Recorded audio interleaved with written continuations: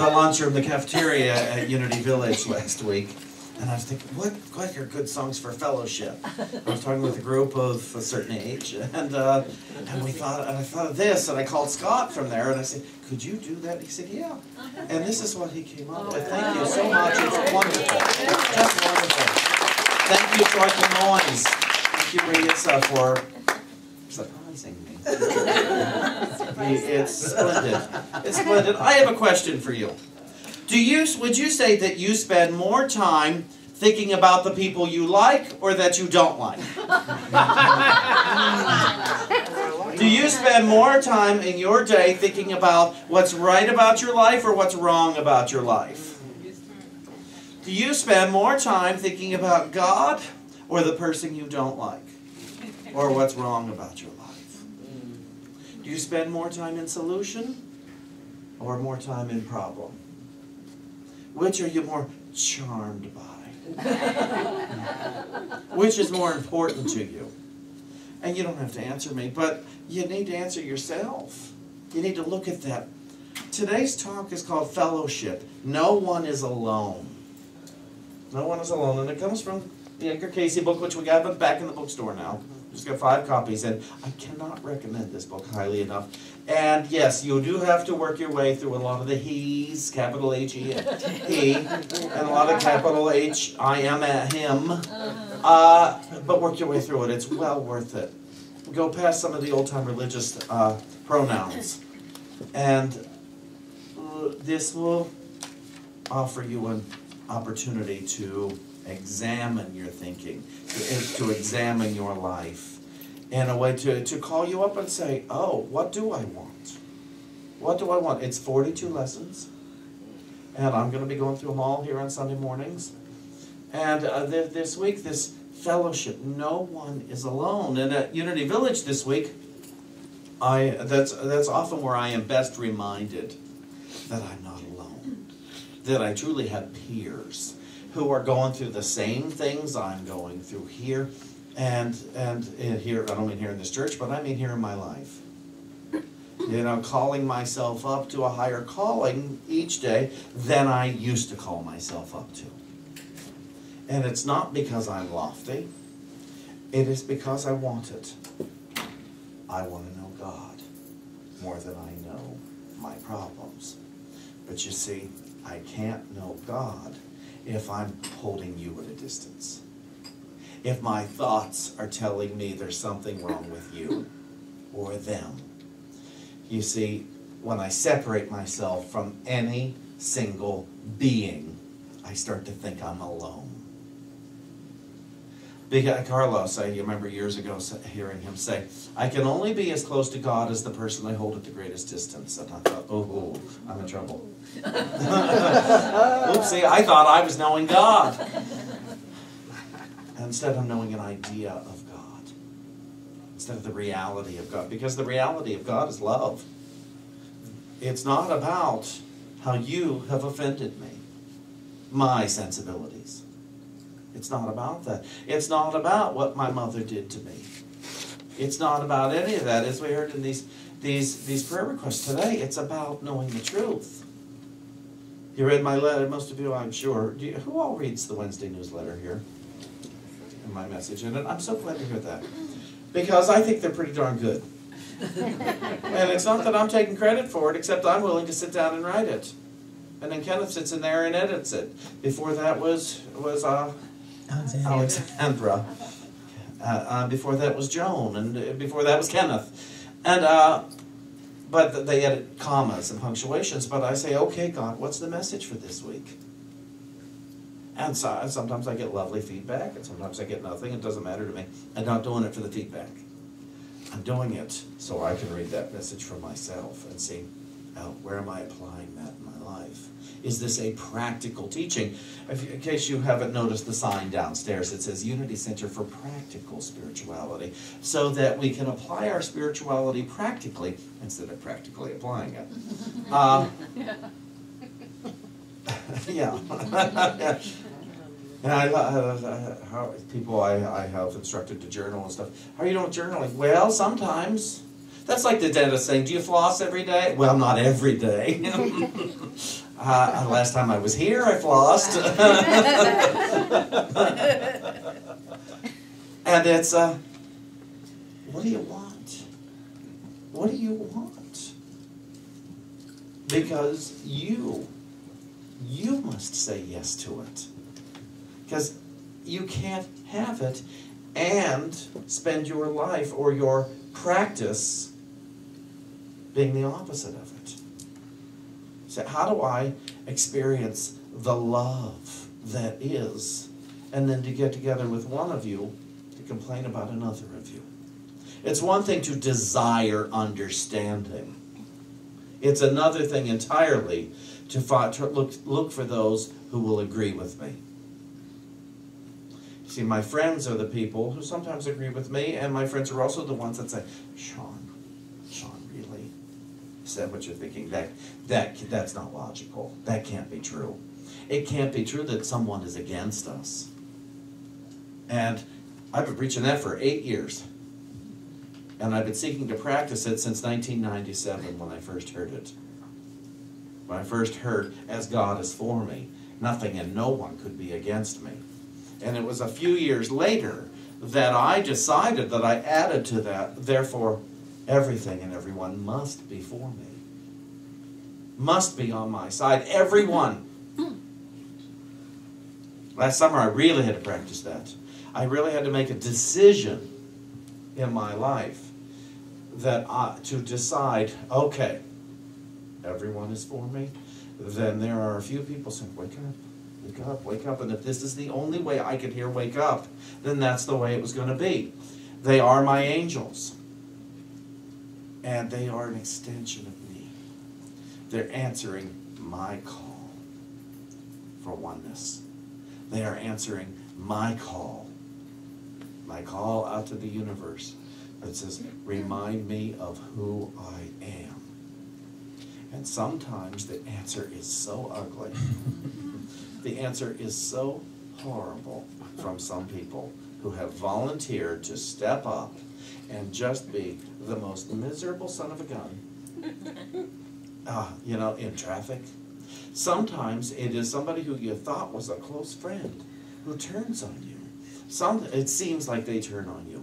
But if the only logical understanding in spirit is God is love, there can't be an opposite to love. There cannot actually be an absence of love, no matter what is going on. And so if I see an absence of love, I've got to go to Spirit. I've got to go within to the Comforter that Jesus said He would send us as He ascended. So I will send you a Comforter. I've got to go within to that highest voice and say, okay, I'm interpreting this situation this way. I'm interpreting these words coming towards me this way. But this way leaves me upset. This way leaves me believing in lack. This way leaves me believing I have enemies. If none of that can be true, then what's going on here? What's the truth? In my email a few weeks ago I sent out, I asked when I was really upset about something that I felt was a betrayal. And I went to Spirit and I said in my journal and I said, okay, what are my real thoughts about this? Not my ego thoughts, but my real thoughts. And Spirit answered, but it doesn't really matter, Shawn. This event that you're upset about doesn't really matter. It didn't say you're stupid for thinking it matters. It didn't say any of that. Just that it doesn't really matter. Those are your real thoughts. And I thought, that's true. I'm so relieved to find out that my real thoughts were not victim thoughts. That my real thoughts weren't right about being wronged. That my real thoughts desire to know God. My real thoughts desire to know truth. My real thoughts, the capital R, the ones that have no opposite, my real thoughts are aware of the truth. I was so relieved to find out that I don't really have any enemies, even though I will continue to pretend that I do. In certain conversations, I will speak as if I do. At Unity Village this week, a few of the other mentors and I who went through the field licensing program. And at the beginning, for several of us, it was not a kind process. And interestingly enough, the people who were unkind aren't in that program anymore. They're no longer mentors. 2 of them were found not even in good standing with their churches after that. But they showed up for us. And so I've got to ask Spirit, okay, what can I see in this? What were they mirroring to me? Rather than us getting together to talk about how poorly we were treated. I had been asked to be on the policies team for the field licensing program, which I found interesting, and I thought, okay, this is my opportunity to put away my memories of the unkindness and to be respectful of these incoming ministers, to treat them as I wish I had been treated, but obviously needed a different lesson. I hope that I don't have to be the angel that comes into anyone in any aspect of life to be the unkind one. I would hope. But I would also hope even more that I could forgive myself if I were. And that I could go back and say, I forgot I was good. I forgot I was good. Did you agree with me when I forgot you were good? And if you did, let's remember we're good together. You know, the love of God isn't always nice, and it isn't always pleasant. But truth can always be seen in it if one is willing to see the truth. I want to read you just a couple of things out of this chapter.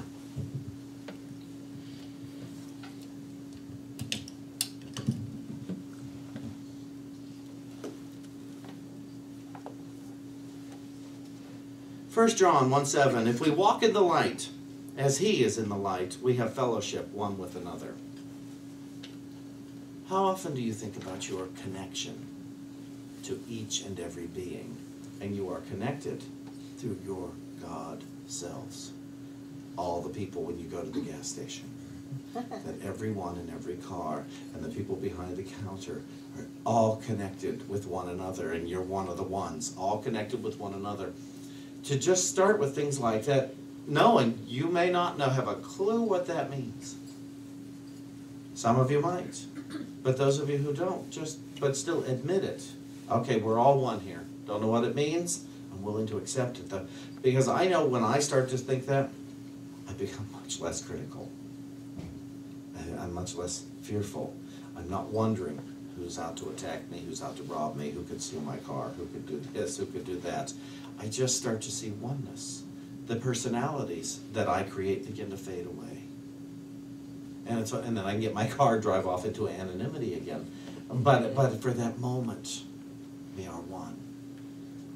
We are one.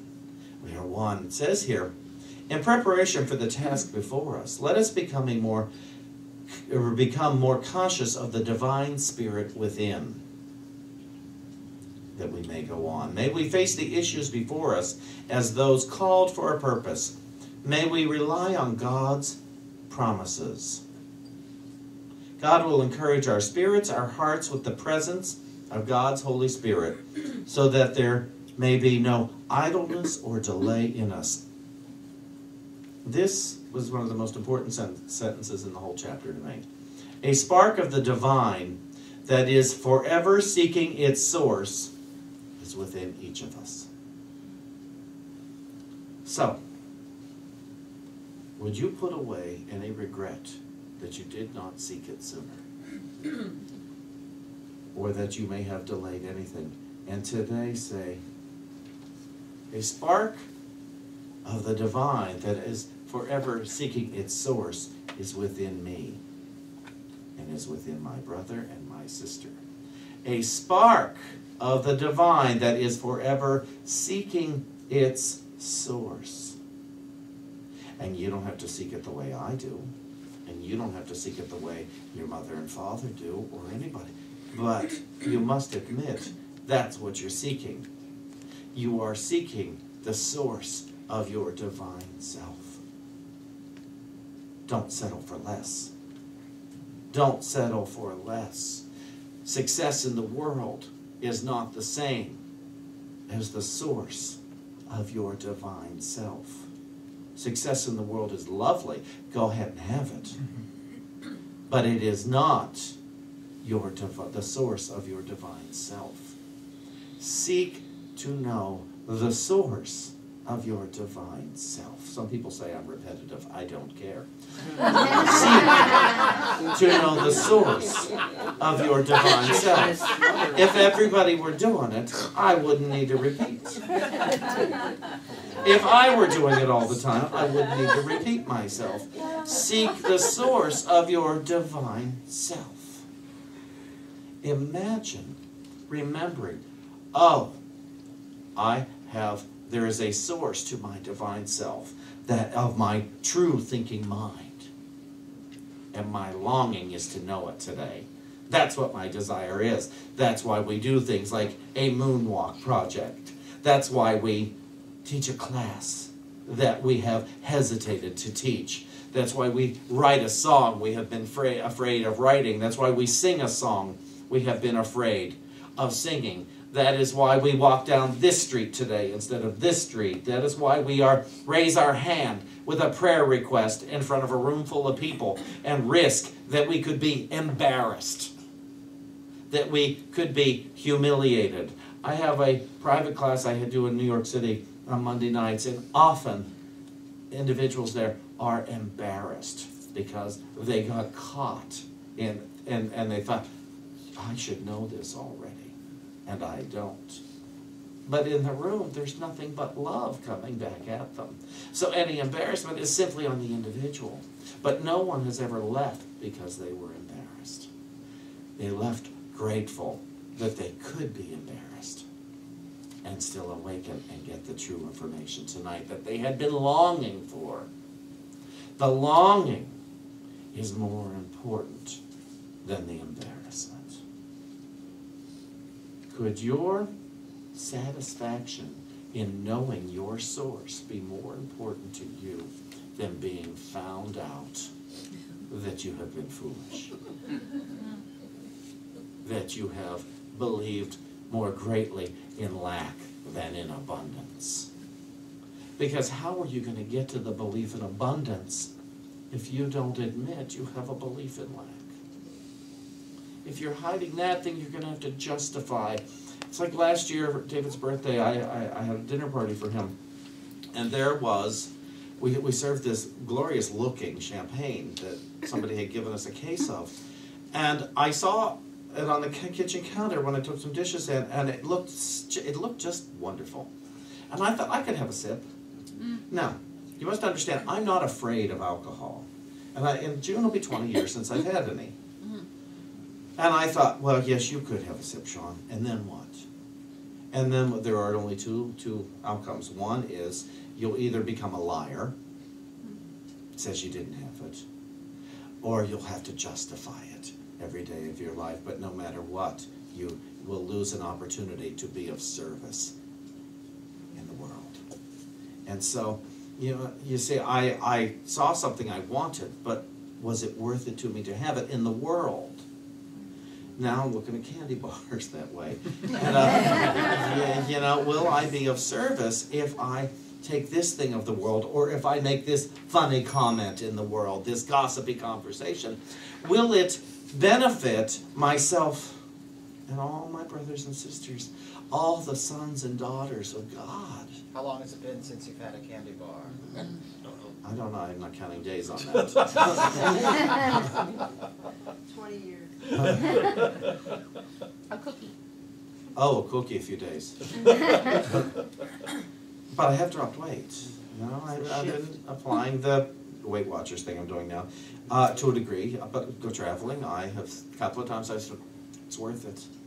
That Heath Bar Crunch concrete and Culver's frozen custard was worth it. It was worth the 24 points the other night. Listen to this. In the beginning, all knew a perfect fellowship with the Father.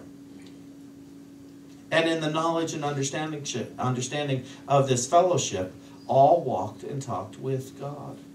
Remember, God's not a person. God is highest energy. God is principle. Imagine all walked and talked with principle. All walked and talked with law. All was in alignment, is what this is saying. all was in perfect alignment. Their thoughts were in alignment in the beginning. Our thoughts were in alignment. And then the senses came in, and we had a desire to know the senses and desire to get a satisfaction of the senses. And our longing for the satisfaction of the senses replaced our longing to remember Spirit. Spirit became not so important. God became not so important. Our fellowship comes in the knowing of God. Our never, ever being alone comes in the knowing of God and the truth of what God is. Don't ever declare again that you don't know what God is. Of course you know what God is. You're just avoiding it if you think you don't know. You're not asking if you think you don't know. It seems as if it is a sacrifice to know God, to know truth. But here's how you can come back to the memory. Rely upon your fellow sons and daughters of God. Lean upon one another to know. Give thanks when it comes to you in a way that you like, and give thanks when it comes to you in a way that you do not like. You know, rather than indignant behavior, how dare they speak to me that way? How dare they say, what's going on here? How could I be of service to this individual today? Has that occurred to you? How can I be of service? As Jesus said, when one comes and hits you in the cheek, turn to him the other cheek. That doesn't mean to be hit again. It means take away the offense. You're over here being offended. Look here from the Christ eye to see the Christ in the one who is in pain, the one who is suffering, the one who is so angry at you, is longing to know God. The one screaming in the middle of traffic is longing to know God. The drug takers and the drug dealers are longing to know God. The politicians are longing to know God. Your parents are longing to know God. Every single one of your spouses, present and past, are longing to know God. All of us are longing. When I say know God, what I mean is to know the truth of their being. Because if we knew the truth of our being, we would never fear again. We would never live in lack again. How could we? Lean on your fellow brothers and sisters in God, and let them lean upon you within your longing to know God. Congratulations. No one is alone.